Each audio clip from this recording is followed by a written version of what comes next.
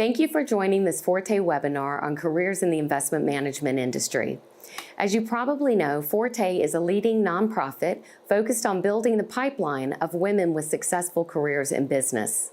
I'm Wanda McClanahan, Director of Business Operations at CFA Institute, and I'd like to introduce Lisa Plaxco, the head of the CFA program. Lisa and I work together in credentialing and are proud to partner with Forte on the important work they are doing to create opportunities for women in all stages of their careers. We hope you enjoy this webinar on careers in the investment management profession, and we encourage you to visit both the Forte and CFA Institute websites for other career-related resources. We are here today to talk to you about working with people to build a stronger investment profession. Thank you, Wanda. So as you can see, I'll be referring up to the notes occasionally here. So we are hoping to talk to you about three things today. I want to give a very brief overview of our organization, and then talk about some recent investment industry trends and how that would impact you in deciding on your career. And then most of the time, we hope to just have an interactive Q&A between Wanda and myself. So who are we and why do we feel at CFA Institute that we can speak with conviction as representing the investment profession? Global not-for-profit organization, the world's largest association of investment professionals. We are an industry leader promoting the highest standards of ethics, education, and professional excellence. And as well, we represent this global network through our societies, our interactions with regulators, with universities, and other industry participants. This is our mission, and we believe this with great sincerity. We are here to lead the investment profession globally by promoting the highest standards of ethics, education, and professional excellence. And the final 6 words are my favorite: for the ultimate benefit of society. That's interesting because we have a responsibility to cross over the threshold with our end investors and to promote trust. We are there in service to them. So we need to remember that every day. Who are we? We represent over 150,000 charter holders who interact with the investing public and with us through 150 societies worldwide. We have more than 50 years of experience impacting the investment industry. The CFA program, the exams have been administered since 1963. There are 25,000 firms that we know of, at least, that employ charter holders sitting behind their desks doing investment research, portfolio management, private wealth management, and other really important roles to represent the investing public. We have a network around the globe of over 500 affiliated universities, and we have recognition by over 60 regulators in 40 countries around the world. And this is just a map showing where our societies have an impact throughout the globe, both in the developed world and in the emerging. I have an example here of a number of the current industry trends. The idea is that one must stay current with these industry trends for those who are already in the industry and considering a job change, or perhaps worried about how the upcoming trends are going to influence you. For someone thinking of entering the industry, it's also important to know what the future is going to bring so that you can position yourself appropriately. So I'm just going to mention a couple of these, as hopefully you can see them behind me. But some of these trends are topics within investment management, such as ESG. ESG, as we see it today, differs from older versions of socially responsible investing because there's a focus on governance, with the idea that investing in firms that do a good job of ESG will actually provide a better ultimate investment outcome for the investor. Other examples affect who is participating in the investment industry, such as the changing demographics with millennials playing a bigger role. And we know that there's different ideas they have about how they can represent important diversity and inclusion, for example, and other ideas about bringing in technology. That's a good segue then to fintech. We've had financial technology at least since I was building models in the 90s and farther back to that than that. But fintech is really a critical trend right now. So that's an idea of something you can keep your eye on. Let's move on and look at what are the implications of this as you consider these trends in the investment industry. Really, the important thing is how is it going to influence you. And our perspective is that you can look at those changing trends and interpret the impact it's going to have on the sizing of opportunities in the industry, right? Because you might follow your passion and go into an area that you care most about, but if you have a choice, you might want to go into an area where the opportunities are expanding rather than contracting. So the arrows indicate where we feel that opportunities are contracting, fewer numbers of providers in those areas. That doesn't mean that the importance of those areas are decreasing, but rather if we look at the top line, for example, delivering alpha, that means a better performance outcome for the end investor. That remains critical importance, but it may require fewer people because of the rise of fintech to get that same performance. So again, this is the future number of players that are declining there. Where we see greater opportunities is really in this center section here, right? So we're talking about full service planning and advice, bring up again the importance of private wealth management for CFA charter holders. We are a leader in that area. And there are other areas as well where we see opportunities, a lot of them tied back to growing importance of skills such as soft skills, ability to speak to your clients and explain to them the outcomes that you're seeking.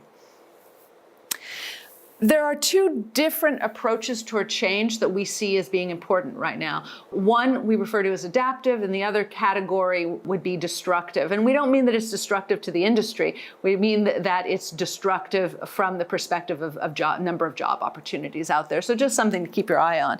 So adaptive change, we know that it's important, as I said, for people who have an ability to communicate, those sorts of soft skills, explainers, data experts. Can't underline enough how important it is. It doesn't mean you need to have coding skills, but your ability to explain the impact of those types of models, that can be really important to interpret and explain them.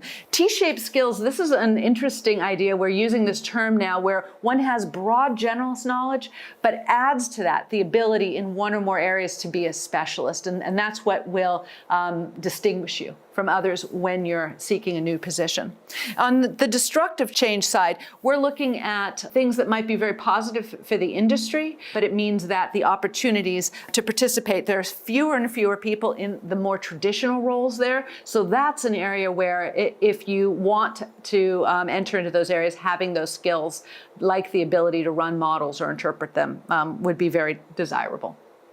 I'm going to talk very briefly about the three programs that we offer in the credentialing area of CFA Institute. We view ourselves as having three roles we do. We develop future professionals through our credentialing programs. We then serve our members worldwide, and then we advocate for the investing public. And Wanda and I both sit on the side of training future professionals through our credentialing programs. The CFA program is a broad foundation across all areas of investment management for an early career professional. Second designation that we offer is CIPM, which stands for the Certificate in Investment Performance Measurement. And that is a qualification that is useful for individuals in manager selection, fund-of-fund management, and performance measurement. And that is a specialist designation, so it can either be taken as continuing education on top of the CFA designation, or it can be a standalone program, as it was for me. And the third credentialing opportunity under CFA Institute is Investment Foundations, which is intended for non-decision makers in investment management. So for those individuals who are in support roles, whether that's IT or business development, client service, it gives you the proper broad language and understanding of the industry to work in the field. And finally, I'm just going to end back with those final 6 words for the ultimate benefit of society. Remember that this is a human experience. Investing is all about seeking the best outcomes for the end investor. And, it's people who are doing the analysis, managing the portfolios, and then interacting with the clients. And so it's a human activity all the way through. We have to have humility to recognize mistakes and indeed learn from them. I think that's going to be part of the advice that I have about how you can continue to better yourself over time by really paying attention to your failures and using them as opportunities. And just closing, to recognize that the importance of that human element is that we use that as a way of building trust. Thank you, Lisa. That's wonderful information and background on the industry. And I want to shift now to talk more about your personal experience. So tell us about your career, where you've worked, and what you've done. So I have had 2 roles that are relevant to the investment management industry. Right now, as head of CFA program, I've been in this position for 3 years, which has been tremendously exciting in allowing me to see the side of the industry overall and how we are raising the professionalism and standards there, and also to understand the concerns overall for professionals within globally in investment management, what their needs are. Prior to that, and what forms the majority of the competencies that I then use in my current role, is that for 21 years I was in asset management before that as an analyst and a portfolio manager, and then at the end as on the strategic side. And through that, I had experience with investment management that allows me to hopefully speak for charter holders everywhere now. So have you always been on the track of investment management? No, although I have to reach back into ancient history to see that. So I was on the STEM side, as we now call it, so very interested in sciences, came out with a degree in chemistry, had the great privilege of actually being a laboratory chemist for a couple of years out of college. And then right when I was making the decision about whether or not to invest in myself, to go back and get a further degree in that, we had the 1991 recession hit, which is small in comparison to those of you who've went through the global financial crisis. But you can understand how that gives you an opportunity to reevaluate. I lost my job at that point in time and was looking for new opportunities. I fell back on what had been my experience in college. I supported myself as a coder in very early days and managed to get a job in financial services based on that. So that's an example of having a competency, using it to pivot to a different career. That's very interesting, and it just shows that the opportunities are there when you just reevaluate your competencies and your skills and follow things that you enjoy doing. What advice do you have for those who are looking to start a career in investment management? Well, let me speak first of all broadly to anybody who is interested in the field. And I think that one of the primary characteristics that one needs is curiosity, because we're looking to understand the movement of assets in stocks and bonds and currencies and commodities, throughout the world. So there's an awful lot to wonder about, and to whether you're building models or whether you're doing more traditional asset management, it's just a great way to express that curiosity.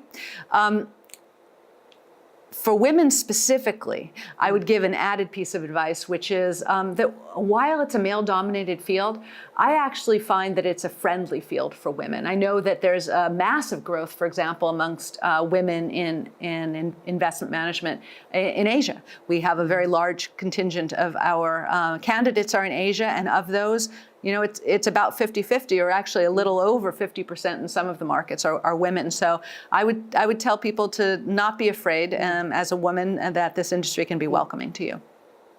Do you think that there are specific challenges for women and specific opportunities for them as well? So I think I'll speak mostly to the opportunities. We've defined as a society now that there's a focus on diversity and inclusion, but sometimes we think of that as a tick box. The studies that we've done through our Future of Finance here at CFA Institute has shown that the outcome to the end investor or to a team working together is better when you have greater diversity. And a lot of that stems from the fact that it's essentially about crowdsourcing. So the more valid, diverse opinions that you have, the better the outcome. And in what is a male-dominated field, therefore, by being a woman, even though we're over 50% of the population, that's not true in the boardrooms, and it's not true in the investment management teams. So when you walk in to try to get a job in investment management, D&I isn't just something to fall back on, that you're going to increase your likelihood because they're looking to improve their stats at that firm that's hiring. But rather, you can quite persuasively argue that you're going to improve outcomes for the organization by joining with what is for them a unique perspective. Why did you decide to pursue the CFA charter? So after going through that transition out of science and into investment management, I worked for 8 years, and I had a 3-year-old daughter, and an active family life that I was trying to balance, and yet I thought it was important to invest in myself in continued education. I chose not to go back to get an MBA or a degree in financial engineering, for example. The CFA charter was perfect for me because it's a practitioner's qualification. And what I wanted was, at that point, I had achieved a certain level of expertise in a very narrow field. And when we talked about those T-shaped skill sets, so what I needed was the breadth. I needed to understand what fixed income managers did, even though I didn't do that. How does one do property valuation, even though my firm didn't do that? And so by having as broad as possible of a foundation, it made me much better in the job that I was already engaged in, and it also gave me opportunities for the future. What career mistakes have you made? Any regrets? I have no regrets. I go back to that comment I made about, we all have failures or difficulties. I've certainly built models that didn't work, and I lived through some performance difficulties during the global financial crisis. But when I think about personal regrets or personal failures, what I would say there is that instead there were challenges. So an example is what I refer to, I think from my physics background, but as the two-body problem, right? Mm-hmm. So if you have a family, 2 professionals, and you have different needs, to perhaps even to be one person working in London or one person in New York. So I made the personal choice, and here really, I'm speaking to you and to our viewers as a woman, to follow my husband, and that changed the trajectory of my career. I managed to turn that into a positive because after I moved back from what was, for me, an amazing high point of being viewed as an expert while I was working in my 20s as an American woman in London, so often the only woman. When we went in to meet with a board of trustees or an investment committee, the only woman in the room. When I came back to the US following my husband, I was suddenly just another analyst. And so I had a challenge there to rebuild my credibility. Part of that was through gaining the CFA charter, but a lot of it was also about the advocate that I had within my firm. I stayed with the same firm, and they made the choice to hire me on as a remote worker. So looking for novel opportunities like that, it's not always a straight path. Yeah. And you said you had no regrets, and I can tell by your enthusiasm that you have had a happy career. You're very happy with that. What has kept you motivated and so enthusiastic in all the stages of your career? So I would fall back on 2 things, really. And one is what we've got going on right here. That's the peer relationships, building those connections with others at your firm, and especially with other women. It is really important to have those peer connections. One can speak to the importance of executive sponsors and mentors, and I have had those in my career, and that's fantastic. But every day when I come in, the excitement when I know that I get to meet and make strategic decisions with somebody who I deeply respect and happens to be a woman, that's actually a high point for me. What's kept me personally motivated is continual learning. And whether that's just entirely self-motivated, the learning, or whether it's part of a continuing education program, it's been a tremendous experience. Even most recently, the little sister to the CFA designation is our CIPM, and I sat for that back in September. First time taking an exam in 14 years, and I was excited to pass. But so that gives you an opportunity to reinvent yourself or just to explore. Do you have any thoughts on the biggest misconception with the investment management industry? So the investment management industry is so many things. So the biggest misconceptions are mostly linked to the stereotypes. For example, yes, it's dominated by men, but that doesn't mean as a woman that you shouldn't feel welcome. Another is that for a lot of jobs, it helps to be a real numbers person, that's for sure. But there are parts of investment management that have to do with business development, with client relations, where being able to understand the needs of the end investor are at least as important, maybe more so. So I think that those would be the two misconceptions that I would love to see us start to address. Professionalism, the need for professionalism, and then trust in the industry are from my perspective, the two pinnacles. If you feel that you can bring that to an organization, then that will compensate for any other shortcomings that you might see. Any final parting advice, thoughts, or words of wisdom? Right. So whether you are a first-time early career entrant or whether you're looking to recreate yourself, I look for three things in assessing opportunities. You've got to know yourself. So number one, what are you good at? Number two, where does your passion lie? And the overlap between those is tremendously important. And then the third part, which is easy to overlook, is when you evaluate your gaps, look for easy wins. If there's something that you can get just a little bit better at that can really make you an asset to an organization, then that way lies success. That's excellent advice. Thank you, Lisa, for sharing your personal and professional experiences and advice with us. We hope you enjoyed today's webinar and invite you to learn more about CFA Institute and our programs on our website shown here.